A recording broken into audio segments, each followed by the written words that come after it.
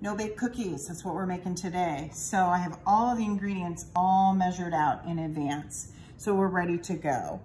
You should know and remember that when you measure peanut butter, you use the rubber scraper and a metal spatula to level it off. When you measure cocoa, any dry ingredient, cocoa and the sugar, as well as the oats, you're going to spoon it into those dry measuring devices and level them off. So this is our 2 cups of sugar. So it's in a bowl because I didn't want to have 2 1-cup measuring cups sitting there. So I only dirtied 1 1-cup measuring cup.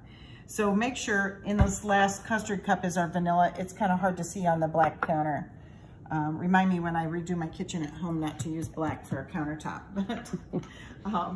Anyway, so I've got this large stock pot. We're gonna get started with that. Some people call it a Dutch oven, a lot of companies do, but that's fine. I found the burner that matches closest to it. And the very first step that we're going to do today is to take these first 4 ingredients. So we're gonna take sugar, we're gonna take our cocoa, I'm gonna add my butter, or you can use butter or margarine, either one. And then I'm also gonna add the milk. There we go. So the heat, because it's electric, takes a couple minutes. I have a gas stove at home. I think I'm too impatient for electric personally, but it'll work either way. So I'm going to stir this up and it's going to come to a boil. Just for you to know, when something boils, there should be active bubbles bursting on top. They should be exploding on the top of your surface. So I use the largest Dutch oven or Dutch or stock pot rather than a saucepan. It's much easier to stir this and to work it. So I've been stirring this and heating this all the way through. And as I stop my spoon, see what's happening? The bubbles are coming up. That's starting to simmer. And as they burst, that's a boil. So I am starting, and that's just the start of a boil. I'm starting my timer. Sure. Boom, 45 seconds. And you have to stir. If I'm not stirring, it's gonna scorch.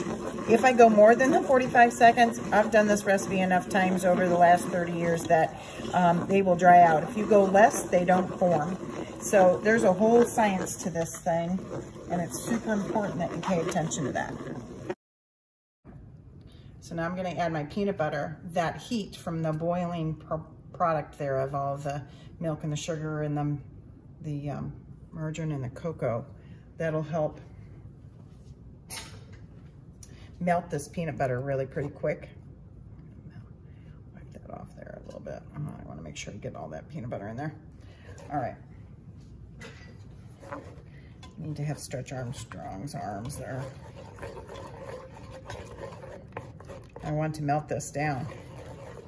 Get this all stirred in there nice and even. I can't stop at this point. There's just great big huge chunks. So I want to make sure I stir this in. So I'm going to add my vanilla. If I cook that too soon in there, it will dissolve out. And then I'm going to add my handy dandy oats that are ready to go.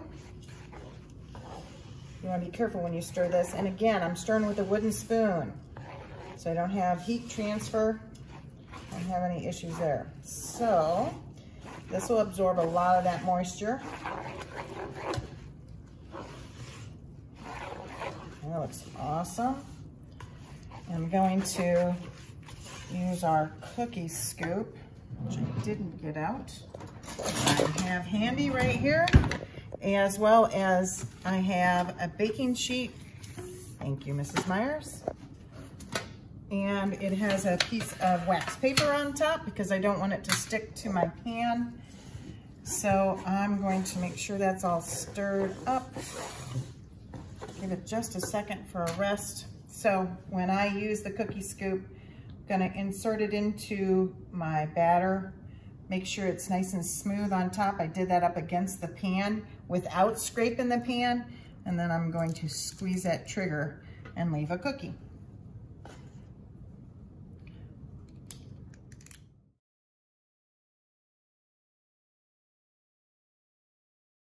So here's a dozen. So when you put cookies onto a baking sheet, remember this is a baking sheet because it doesn't have the edges like a jelly roll pan. When you put those on there, you always do 3 rows of 4. All right, those baking sheets are made for a dozen cookies. So the same with this. You don't want them too close together or they'll stick. And then I had extras because it makes 30. So I had 12, that makes 24. And I happened to be able to squeeze out 2 more. And part of that is because we used the cookie scoop so that they're all the same size.